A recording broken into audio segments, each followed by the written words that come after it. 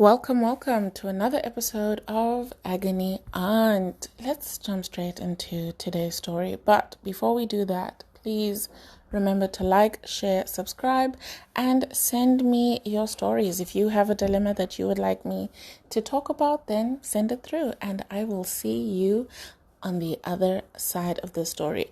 Also, please stick around because the update is included just before the outro. So, let's get into it.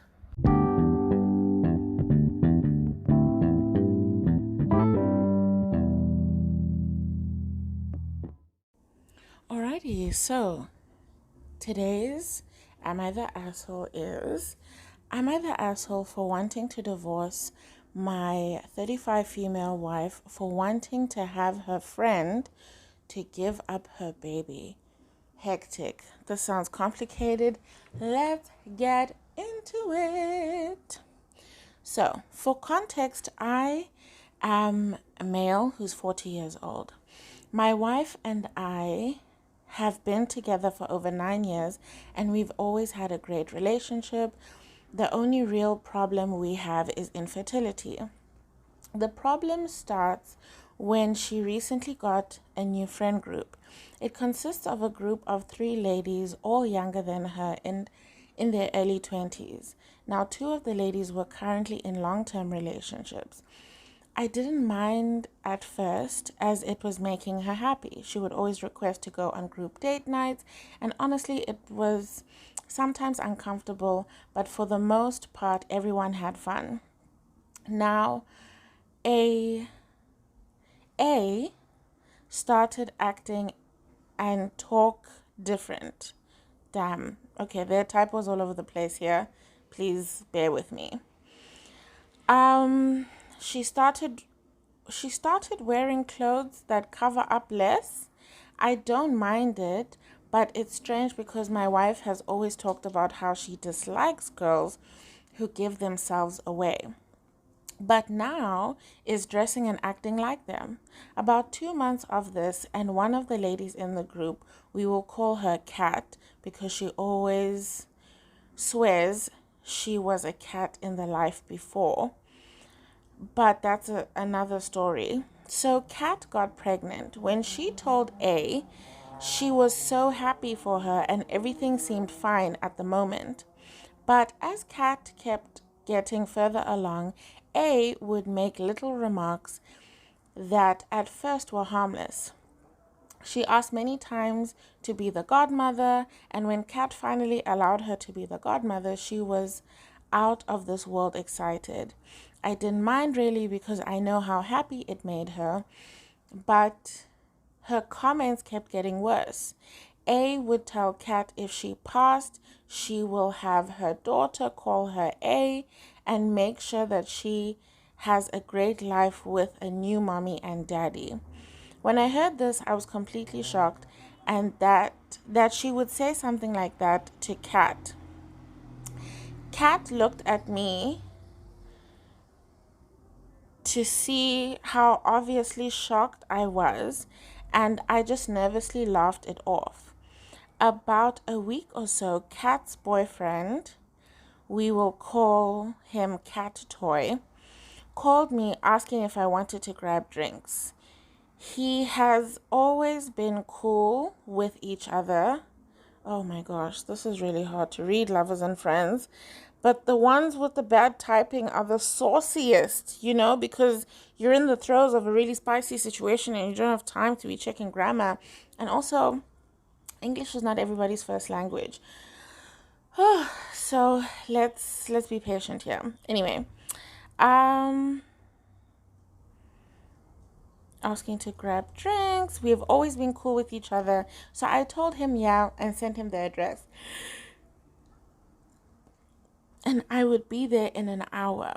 I got ready and gave a kiss to A, told her I was off to get a drink, and went to the address Cat Toy sent me. When I got to the bar, I headed in, and the first person I seen was Kat. She looked upset and she told me her boyfriend was getting me a drink and that we needed to talk about A. At first, I was confused, so I reluctantly followed her to the table and we sat. A moment later, not too sure how long, Cat Toy came with a drink for me and him, and he sat down. He asked how I was and then asked if I knew what my wife had been texting Kat, and I was a bit confused because I was unaware of how bad A really obsessed over Kat's pregnancy and wanting her baby. Kat showed me the conversation where A had told her she would pay Kat 10K to give her baby to A, and Kat immediately refused, and A begged for weeks and asked if Kat could be a surrogate for A and I. When I seen this, I apologized profusely, and Kat's toy said it was all good and he didn't think I knew half of the things she was saying. Kat then showed another part of the conversation where A is trying to gaslight her into giving up her baby, going as far as telling her that she would be a terrible mother and her baby would come out stupid with a mom like her. I could believe my wife of 9 years, I think they're saying couldn't. I couldn't believe my wife of 9 years would say anything like this. I asked why they were showing me, and Kat told me that she will be putting a restraining order in place, as the most recent text she got from A was telling was A telling her she is already legally the godmother and is wishing for Kat to pass so she has rights to the baby. I honestly don't think I can look at my wife the same. When I got home, I confronted Kat and she broke down saying she ruined her life and I ruined it by not giving her a child. I told her we could have adopted a baby, but she refused, saying she wanted it to be a family or a friend's baby. I'm really considering leaving. Okay, I'm really considering leaving. This is what Home Slice is trying to say. Am I the asshole? What? You feel him. Okay. To recap, because that was really hard to read. So, Home Slice has a wife, and they've been happy together for 9 years. The only issue they have is infertility. They don't clarify who exactly is infertile in the story, but maybe it's Home Slice, seeing that the wife is now blaming him for not giving her a baby. Anyway, point is, Home Slice's wife, we'll call her Homegirl. Homegirl is trying to trick a pregnant friend of hers to give up her baby. And after finding that tricking the friend was unsuccessful, she's now basically either wishing for the friend's death or implying that the friend would be a bad mother and would be better off dead anyway, so that she could take over parenting said child. Wow, wow, wow. That is wild. Absolutely wild to me. I do think though that one, I don't know if like leaving your wife is the best option. I think maybe she needs counseling. Definitely this baby issue is something that has affected her in some way that she maybe never really vocalized in the past. But it has now the pregnancy of her friend has triggered her in such a way that now she's almost like hyperfixating and obsessing over this issue. And motherhood can be a really big deal. Not even motherhood, but like parenthood can be a really big deal for some people. And it's not something that can just, that you can just like get over, and move on with your life and tell yourself like, cool, that's over. It is what it is,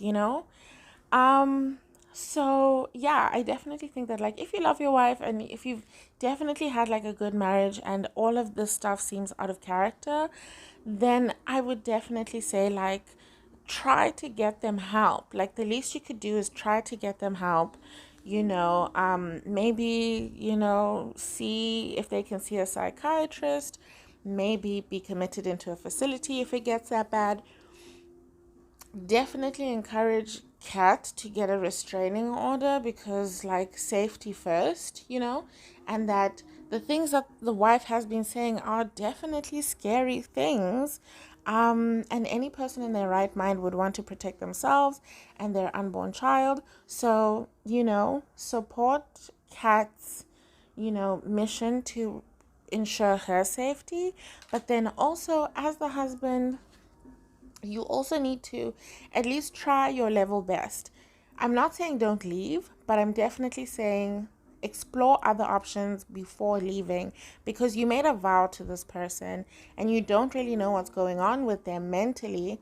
So I don't think jumping ship is like the best first move here, Consider seeing therapy if their family is like still alive, like if the wife's parents are still alive, then maybe also tell the parents about what's going on so that they can maybe talk to A and intervene and just provide the help and support that's necessary because yeah, I think that's absolutely important. This person needs a lot of intervention, a lot of support. Um, and also this idea of like not wanting to adopt a child, but the child must come from a family or friend. That also is just very weird because then what family or friend are you expecting to give up their child for you? And then, like, yes, if you're considering surrogacy, like, that's a different situation entirely.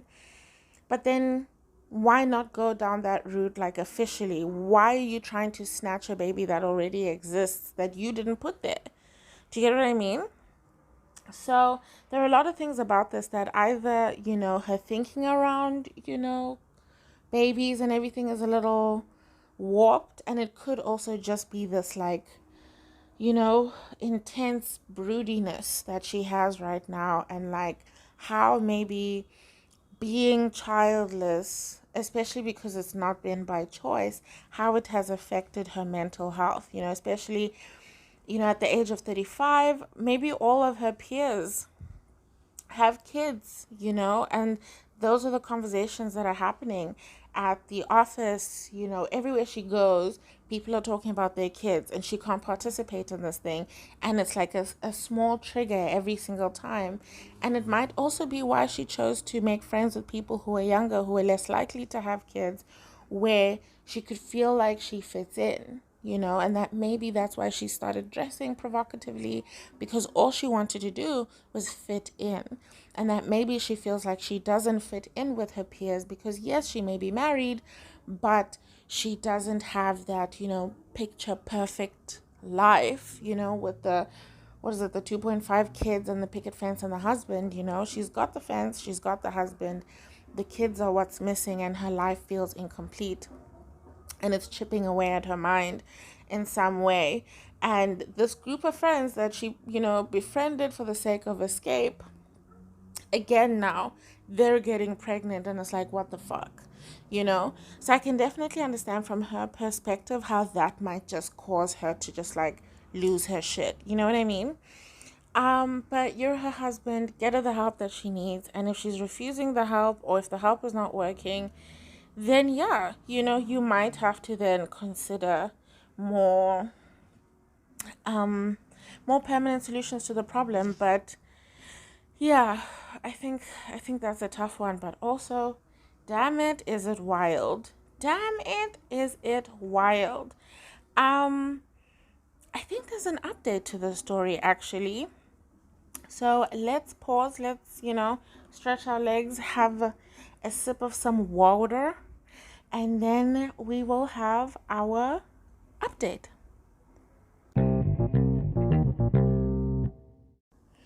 Okay, let's get into the update. So, Home Slice says, first off, I want to start by saying thank you for all the replies, both good and bad. Sorry the first part was hard to understand, but for those who were able to understand, here's a little update.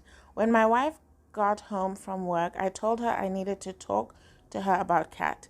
She immediately got worried, asking what's the problem. I calmly told her that Kat had showed me some of the messages between them and I suggested therapy. And she immediately shut it down, claiming that she wasn't crazy and she is completely aware of what's going on and doesn't believe that she is in any type of wrongdoing. I told A how I was feeling and how she changed and how I was really constipating divorce. Oh, considering? I was really considering divorce. If she couldn't change things, and once again told her if she really needs a baby, we can get her one from an adoption agency or have a random surrogate. She started crying, claiming I'm being unfair. I tried to calm A down and tell her that it's okay and I really think she needs to see a therapist or we can go to couples therapy together. She shut it down again, claiming I was going against her back, trying to send her to therapy because I thought she was crazy. I explained one more time how I was trying to help her because her actions have recently made me very uncomfortable and I've been deciding on leaving. Honestly, I feel like I'm talking to a child. Everything I say is going through one ear and out the other. I tried to talk to her for an hour, and every time she shut me down and started crying. Honestly, I don't know what I'm going to do, but I have called a divorce lawyer. We both are pretty well off and have good paying jobs, so I know if I do divorce, she will be able to stand on her own. I am just worried if I leave, she will completely break and do something completely unreasonable. I honestly feel stuck. 12 years of being with her and 9 years of marriage, I have never seen this side of her. I think I'm going to have a conversation with my in-laws tomorrow and hopefully they can help me. Honestly, if she doesn't change her behavior, I don't think I can stay in this marriage any longer. I feel like I'm being a asshole here, but I'm completely unsure. We'll update when I talk to in-laws tomorrow. Ooh, bish. This means, and this was posted 10 hours ago, which means that by the time we get to the next week's episode, I am certain that there will be an update. I will keep my eyes peeled, lovers and friends. This is spicy. You know, after one conversation and you're deciding to give up, that's a bit, it's a bit hectic. But I do understand, like, if Home Slice is in complete denial of how, their behavior is affecting other people, then there's really, not much you can do about it. Although I do think that it's a bit strange that your first step is to talk to the divorce lawyer instead of the in-laws. And that you're already considering, they're well off and they'll be fine, I have money, and you're sort of really already in your mind divvying everything up. That's what it sounds like to me, and maybe I got it wrong, but I don't know. If this really is out of character for your wife, then take the time to find out where all of this is coming from. Be patient with them, and it could be that these things have been happening over time and you just haven't noticed them. Like earlier, you said that you had noticed smaller things that they had been doing and saying, and you tried to brush it off. It made you a little uncomfortable, but you never addressed it at the time, you know? So you could have nipped this in the bud back when you first got uncomfortable, but you didn't say anything. You didn't say anything, and you just kept it pushing because you thought it was all innocuous. Well, now you know that it isn't, So this is your time. That all that time that you spent ignoring this, the same amount of time needs to be put into undoing it, fixing it, and finding a solution. Because you are still putting someone in danger. It's kind of neglectful for you to know that your partner is a loose cannon at the moment and you're just going to save yourself, even though you're not the one that is in danger here.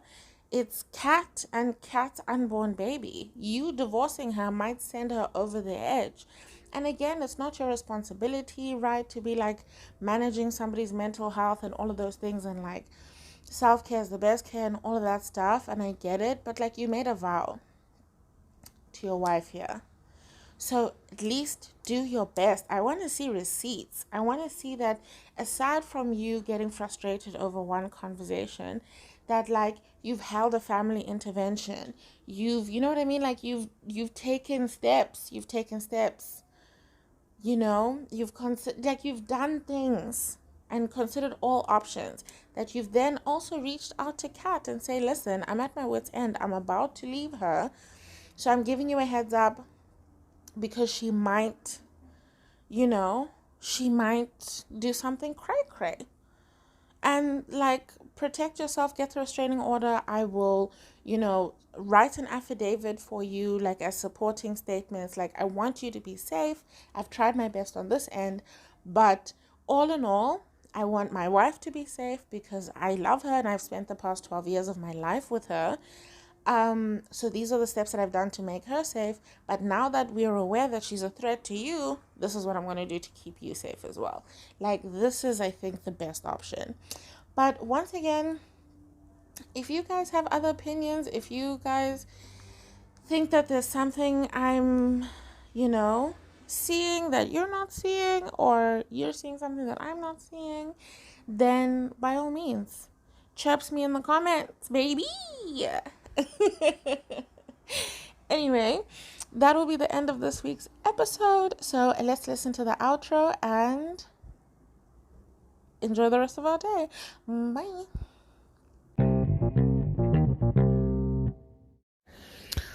Alrighty. Well, stay safe out there, kids. That is the end of this week's episode. I will see you next week. And just a little reminder, our next episode of Monday Motivation will be our last episode for this season. And then we will have the Agony Aunt episodes back soon. The date on the time or when they'll come back will be announced in next week's episode. But the Agony Aunt episodes will continue. And remember, there is a bit of a surprise in episode 10. So stick around. There are some spicy stories lined up for you. So stick around. Let's kiki. Let's start the year off with a little giggle. You know what I mean? We'll get into the hard work later. Bye.